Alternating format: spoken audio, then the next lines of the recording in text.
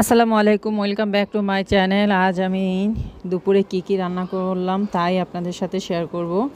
এই তো এখানে আমি বটবটি দিয়ে আলু দিয়ে ভাজি করেছি, ডাল টমেটো দিয়ে ডাল করেছি, আর এখানে দেশি মুরগি দিয়ে বড় বড় আলু দিয়ে ঝোল করেছি। খুবই মজাদার একটি খাবার, অবশ্যই ট্রাই করবেন।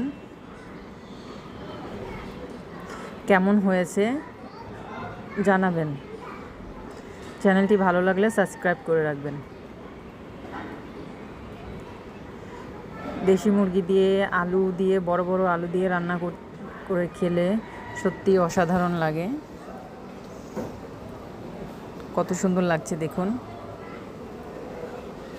আমার কাছে তো খুব ভালো লাগছে।